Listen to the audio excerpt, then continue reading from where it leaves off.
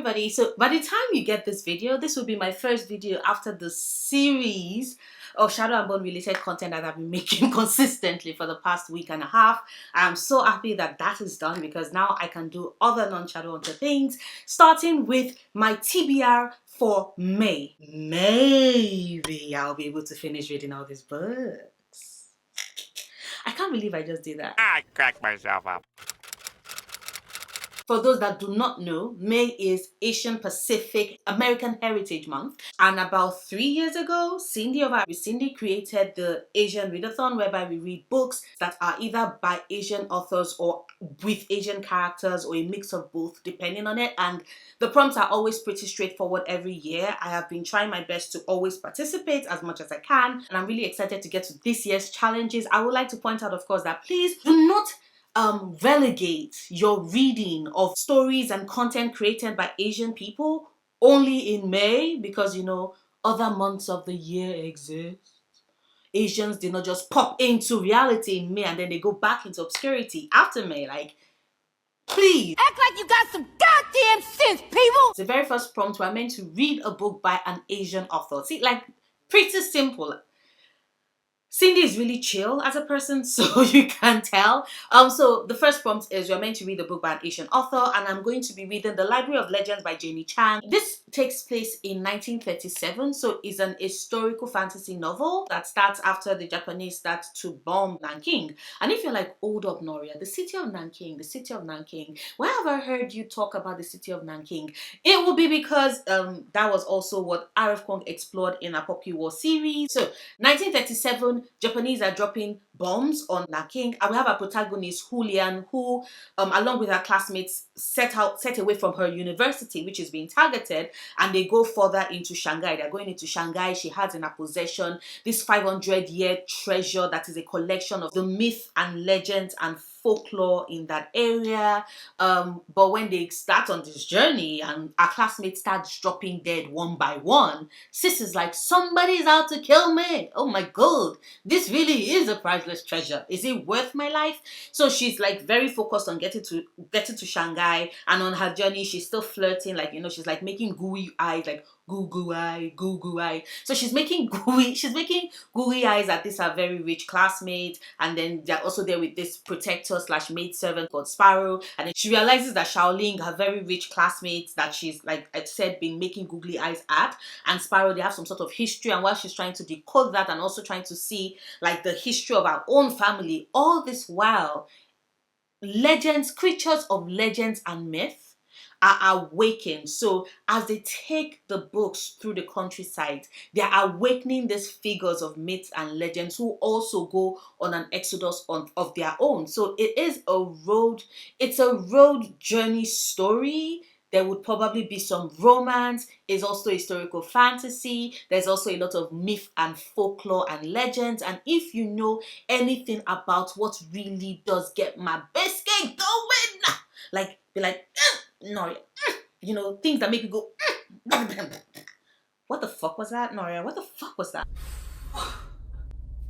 Let me calm down. The next prompt has us read a book with an Asian protagonist, and for that I am going with The Enna Wars by Adiba Jagrada. In this we follow Nishat. Nishat is a Bangladeshi protagonist who is a lesbian, and whose family is like, girl, you can be anything but not a lesbian. And I'm like, girl, I feel you, like.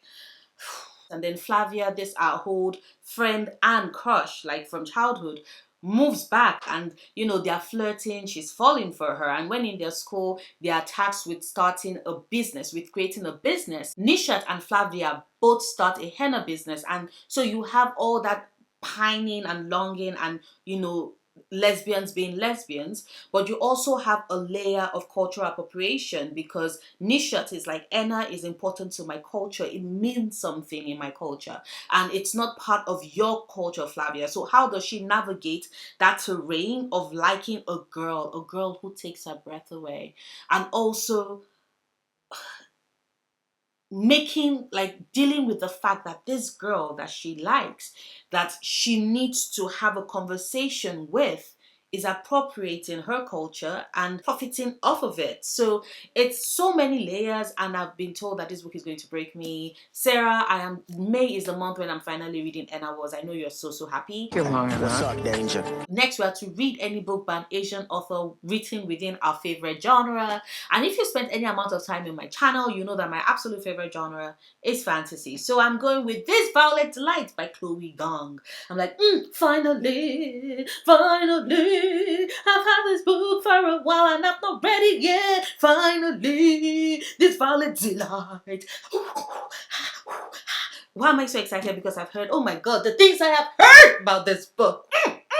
Enemies to lovers. It's a Romeo and Juliet retelling that takes place in Shanghai. And you're like, oh my god, there's so many layers to it. So you see, how do I summarize this story? It's all about gangs, right? It's all about gangs. So you have our lead protagonist, you have Juliet Kai, right? Who is a former flapper and who has returned to Shanghai in order to take control, assume leadership of a gang, the Scarlet Gang. And as they're, trying to make that move, they are clearly the leaders of the underworld. The only other gang that gives them a run for their money and is always tackling them at every end has to be the White Flowers, the rival gang, who is headed by Roman Montagov, who is, Juliet's first love, but the first guy to break her heart. So you're like, hold up.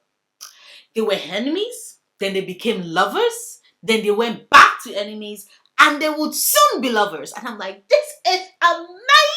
And then they added the fact that, after all that drama is happening, I'm like, I love that drama. The drama is giving me life. After all that drama, then you had the fact that there seems to be a zombie something going on. Like, people are dying in very horrible, graphic way. I mean, like, they're clawing out their own throats. And these two gangs have to make peace for a while to actually figure out what is happening. Because if everybody is dead, technically, you would have a city to rule, would you? And I'm like, that is a valid point. Next, I'm meant to read a non-fiction book by an Asian author, and for that, I'm going with Please Like Me But Keep Away by Mindy Kaling. Now, I love Mindy Kaling. I don't think there's anybody that doesn't really love Mindy Kaling, because if you don't, I'm usually judging you. Like, you can choose not to love her, and I can choose to judge you, and I choose to judge you. Anyway, as I was saying, Please Like Me But Keep Away by Mindy Kaling is going to be my pick for this. It's a short book. I have it on audio. I got it on Audible, and I think it's about 30 minutes. So yes. But in it, Mindy talks about her social anxieties, and right, she's turning 40. How exactly does she keep her friends when a social anxiety does not just like have her wanting to go out and hang out? And this one, the fact that I love Mindy Kaling is there, but then I found out that her parents met whilst they were working in Nigeria. You heard that right. Her parents were working in Nigeria when they met, and then, after she was born, a couple of years, they then relocated to the States, etc., etc. But I'm just like, see, that's a connection. But at the same time, as someone who is growing older, let me tell you, the older you get, the harder it is to make new friends. The older you get, the more you've had friends that have known you for a decade, over 2 decades, etc., etc. My best friend and I have been friends now for going on almost 15 years. Nobody knows me quite like Oke does. I love you. I know you're watching this video. I love you. And it's just, it's harder to maintain those friendships because you get so busy with life, right? And okay, as an introvert, the older I've gotten, the more I'd rather just sit at home, not call anybody, just sit, watch TV, read a good book, and ignore the world. And I have to put in more effort to be there for my friends, to be there for Oke, to be there for Deo, to hang out with Kene, with Kishi. Like, it's Chedozie sometimes called. Like, I have to actively remind myself, right, to put in that effort. And it's always terrifying because I'm like me, but at the same time, I don't want to talk to you, but at the same time, like me. And I just feel like, Finally, I feel seen. and then for the last pick, we're meant to read a book by an Asian author that is not US centric, aka there are Asian people that exist outside of the US. I know Americans like to think that the entire world revolves around Europe, but they're like Asian people that exist outside of the US.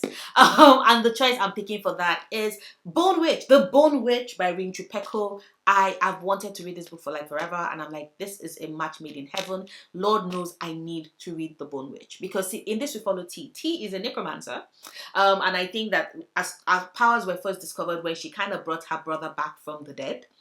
But see, this world that she lives in, a world of witches, necromancers are the most reviled because their power extends beyond life into death itself. And so she has to leave this community that she's grown up with to go train with another bone witch, one who is older and wiser, because time is ticking, like a war is brewing, and things are going to shatter, and it is going to be up to T to step in, because if that war is allowed to happen, if it progresses the way it wants to, it will not only destroy our homeland, it would also destroy every single person she loves. I am intrigued by it. I am fascinated by necromancy. And having this book feature a girl who is a necromancer, and I've heard that this book is so good, I'm like, of course it's going to be so good. It was written by Rinju Peko. Of course it's going to be gold. O'Reilly's Auto Parts.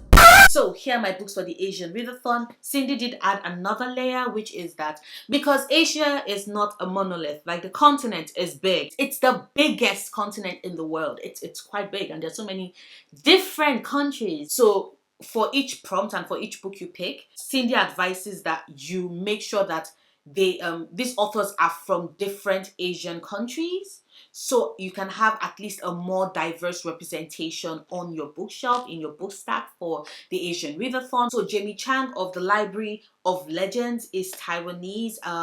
She was born in Taiwan, and after a while her family moved around. She grew up in the Philippines, in Thailand, in Iran, in New Zealand, and then eventually settled in Canada. Adiba Jagrada of Vienna Wars is Bangladeshi Irish. Chloe Gong of These Violets Delight was born in Shanghai and raised in New Zealand. Mindy Kaling of Please Like Me But Keep Away is Indian American. And finally, Rinchu Peko of The Bone Witch, they are Chinese Filipino, and they are the one I picked for the not US centric author because they are Chinese Filipino. So those are the books I'm picking for the Asian Readathon. For the books I want to read outside of the Asian Readathon, like if I'm able to read those 5 books and there's still enough time in the month, then I'll pick any of these other books. Starting with Empire of Good by S.A. Chakraborty. I have started this. I am on page 44. So I want to continue reading this. This is the 3rd book in the Devabad trilogy. I am not going to go into any details because anything I say would be spoilers, but I'm intrigued to see exactly how S.A. Chakraborty will finish this series, and she's a big book, so. The next book I'm hoping to read in May is Shadow of the Fox by Julie Kagawa. In this, we follow our character. She's a kitsune. What's her name again? Yumeko, yes. So in this we follow Yumeko, who is half kitsune and was raised in this temple, and when her temple was attacked, she took half of this scroll that is meant to use to summon the dragon that can grant any wish. She takes half the scroll that she has and runs away in search of the second scroll, and on the road she meets this swordsman, this samurai. Yes, Kage Tatsumi, who has been tasked with finding and killing her. And my girl is like, nah, I'm too smart for you, boo. I ain't gonna die, but I need a protector though. So she lies through her teeth, which is also fitting because she is a kitsune. So she lies through her teeth and gets him as the guardian, and they are going on the road. You know they're going to fall in love, but you also know that there's going to be drama because he would eventually find out the truth of what she is, and it will be miffed, but at the same time I'm like, does he have a right to be miffed considering the fact that he was setting out to kill her? Like, guy, you don't have any leg to stand on. You have none. Zilch, 0. None. I'm with my girl. Anything to protect herself. That's fair. And the last book I'm hoping to read in May is the first book in the Percy Jackson series, The Lightning Thief. So I am really excited about this. I'm meant to body read this. I was meant to body read this with Sarah in April, but we never got a chance to because April was just that month. So I'm hoping to read it in May. And I'm really excited because we all know that they've already started casting. So this will be coming to Disney Plus soon. And I want to have an idea of what the story is about. I've actually I am one of those people that have no idea what Percy Jackson is. I just know that, okay, Percy Jackson, I think his father was Poseidon, right? So I know he's half mortal, half god. And apparently there's this school called Half Blood where they all go and train. That is all I know. That is, I did not want to know anything more. I want to read this and be pleasantly surprised. So I'm reading The Lightning Thief as well in May. Those are all the books I intend to read in May. All 8 of them. Fingers crossed that I actually do finish. If I can get like 5 to 6 books read in May, I'll be very happy. But that is my TBR for May. Let me know if any of these books are books you might be interested in. Let me know if you're participating in the Asian Readathon. Drop it down in the comments down below. If you have read any of these books and you can vouch for them, drop them as well in the comments. I am very interested in hearing your thoughts and your words. But that is this video. As always, if you enjoyed it, do not forget to give it a big thumbs up. Check out my other videos. Subscribe if you want to. And if you do decide to subscribe, do not forget to click on that notification bell. So after you subscribe, click on the bell icon so you can have all notifications on so you don't miss any of my new videos. I make new videos every Wednesdays and Sundays sometimes, but like you all saw the past week, I've been dropping videos every day. So yeah, like that's why you need to have all notifications turned on so you don't miss anything. But I'll see you soon. Until next time, stay passionate, love books, love yourself. Bye.